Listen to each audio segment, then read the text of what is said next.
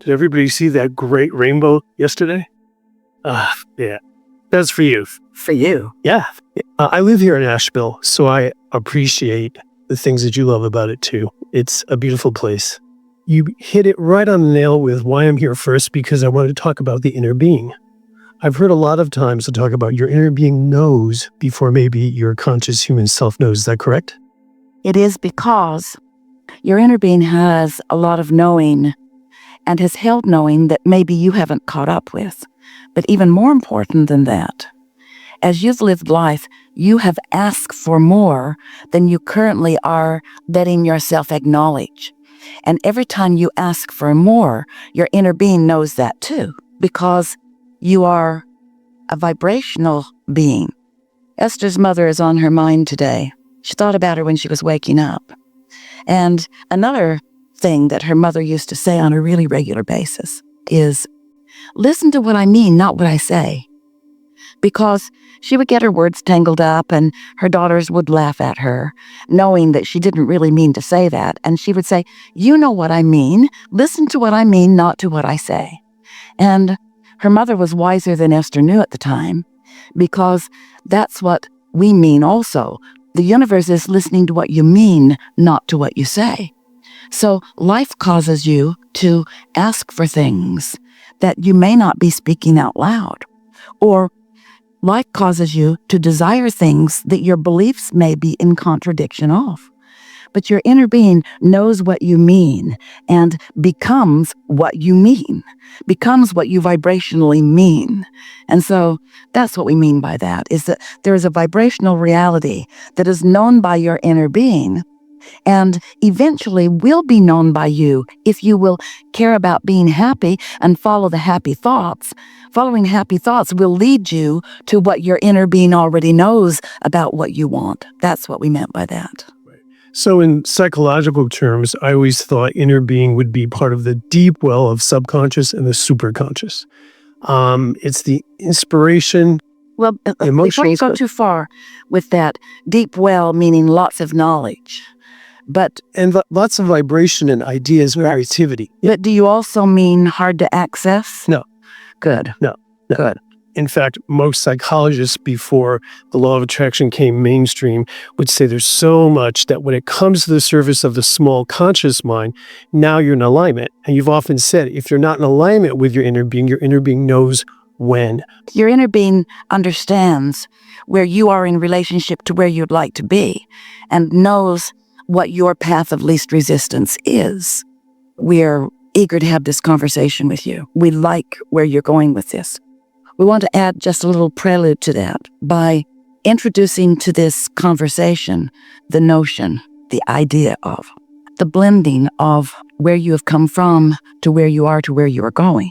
Because what you've introduced with these important words and human understandings is that when you're born into an environment, that environment already is acknowledging life from a certain lens.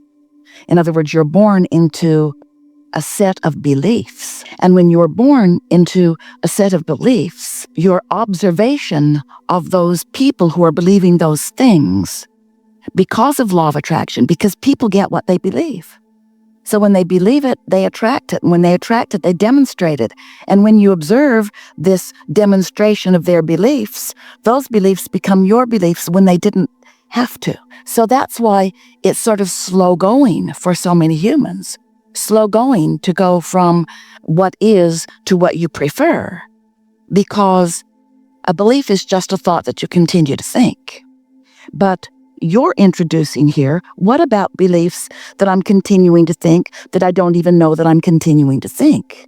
What about these unconscious beliefs? What about these things that I just picked up that I just accept as that's the way that it is?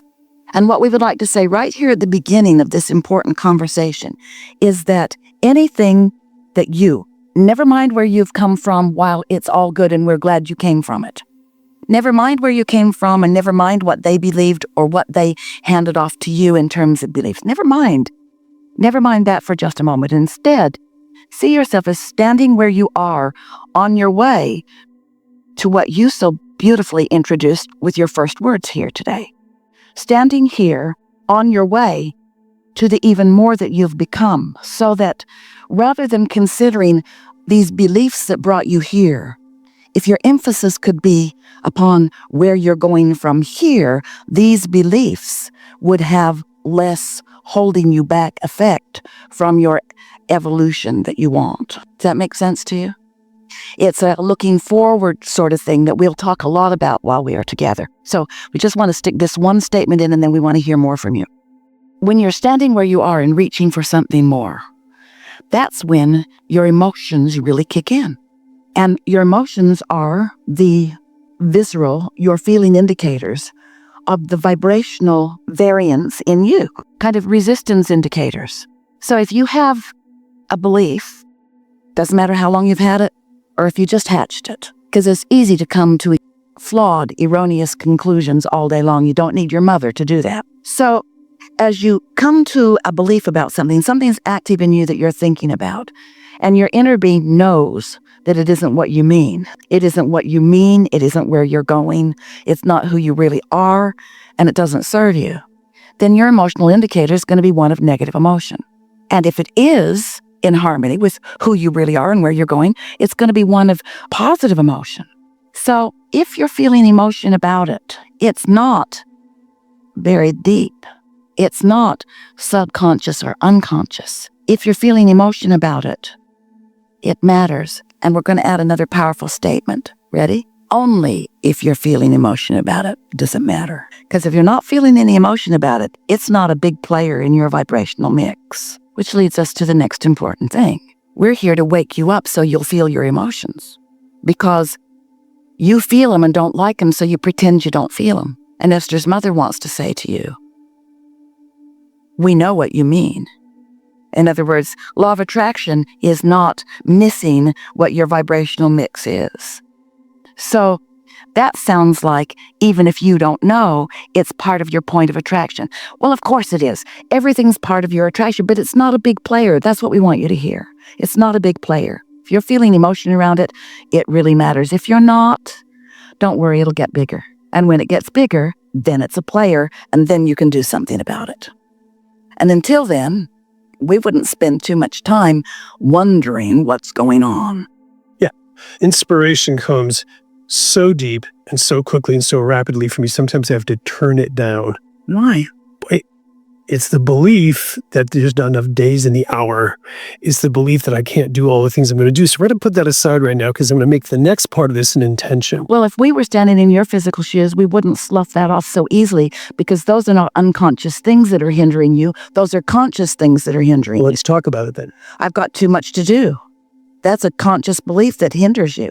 And then because you believe it and it's active, the universe just delivers more and more and more to you, which you believe even more and more. So you consciously and deliberately hold yourself back from your greatest joy, moment by moment by moment. So if I send out an invitation or I send out rockets of desire for the list of things I want to expand to right now, does the inner being audit or sometimes say yes, but not now?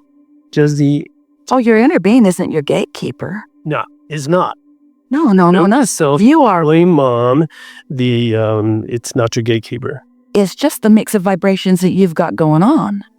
It's sort of like, this is a really bulky way to say it, but it'll be easy to hear. That's like so many people that are wanting to control so many people through religion. And they will tell you, you can't tell while you're here, all of the judgment comes, good and bad, once you've reemerged in a non-physical. Well, of course, nothing about that is accurate in any way because all of that punishment or reward is self-inflicted and you allow it right here in the moment of your emotions. So the reason that we offer that analogy is because there is no gatekeeper. There's just you letting yourself really be you to the furthest extent that you've allowed yourself to be or not. And it doesn't mean that there are not infinite, non-physical, what you want to call angels and source and well-being that is rooting for you. There is all of that, but there is no gatekeeper. There's no one. There's no gate. There's no gate from which you should be held away from. There's no gate that's open to let you in, and there's no gate that's closed to keep you out. It's just you letting yourself move toward who you really are or not. You are your own gatekeeper. You are your own gate, and you have emotions that let you know about that. And sometimes people feel insecure about that because there is a certain security that people find from an insecure place that goes like this. I don't know what I'm doing, and I don't know really for sure what's right or wrong, for sure, because I'm kind of mixed up because so many people who have tried to guide me have different opinions about what that is. So I really don't know for sure what's right and wrong, but I like the notion that someone really knows, and that if they think I'm doing my best, then they will like my performance, and then I will be rewarded. And so we get it that you want someone to look and judge and evaluate and give you a result. We get how you want that, but there's no gatekeeper. The amount of progress I've seen since your last year in September. We talked about focusing out of pain. We talked about my mystic work, my dowsing, I'm a medium, I'm an artist. And that has expanded. And the conversation I've had with you for years about ill health it's gone. May we ask you a quick question? Could you hold that? Yeah. We want that thought. Does it feel to you that the expansion that you are describing, which is vivid and real and wonderful, does it feel to you that the expansion is more a product of your letting go of resistance and letting yourself move toward what was in your vibrational reality or your vortex? Does it feel like you've let go of resistance and moved to what you had already stored up? Or does it feel like you're launching more rockets? More rockets. And is it beginning to feel to you that as you're launching the rockets, you're right with them as you're launching them? Does it feel to you that you are launching a rocket with less gap between where you are and where you're going because you've come to expect, you've come to allow, you've come to accept the rightness of you getting to choose? I'm having so much joy just putting it in the vortex and visualizing it. It almost doesn't flipping matter if it comes in the 3D world. I'm in that place of loving the vortex rule vibration. But the question that we are asking, I want to answer that because I said about, the rockets are new, but the old rockets are on board too. So there's like a whole army of rockets. So that continuity is there. Yeah. But the question that we want to activate for your benefit here in this very leading edge conversation is, as you feel the satisfaction of that new, does it feel to you like somehow you've found a way through understanding of how this all works to give yourself the permission to be unlimited? Yeah. Is that open-endedness. And because you're there, we can feel that you are, because you're there, now you are truly source energy in a 3D world, but don't play down the 3D world. So let's talk about that. Because you're a teacher of the core of your being. And you've come into this leading edge, which does manifest into see it, hear it, smell it, taste it, touch it. And something that is allowed to manifest fully is a further allowing than something that you've just dreamed. We've been saying for a while, stay with us, because we're stepping into new territory for everyone, and it's especially pertinent to where you are right now. We talk about getting out ahead of it, and those just sound like words. And we'll talk today about what we mean by that. Segment intending is getting out ahead of it. Esther's daughter talked about going to work as a teenager at her first job, which was a 50s diner. And on her way to work, we were just talking about segment intending. So on her 20-minute drive, she would think about what was going to happen when she got there. It's going to be fun. Great people are going to sit in my section. We're going to have a really good time.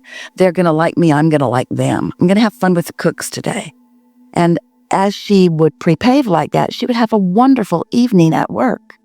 But on days that she was too rushed and didn't take the time, or was talking to someone on the phone or doing something else and not prepaving, those evenings did not turn out even close to as well. And she began to really understand that prepaving works. And today we want to say prepaving is getting out ahead of it. Prepaving is not waiting until you get to work and having a complaining person sitting in your section who doesn't like the menu and doesn't like anything on it and probably doesn't like you either, where you have a knee-jerk reaction. Prepaving is getting out ahead of it and anticipating that the happiest people will be in your section so that the universe puts the happiest people in your section.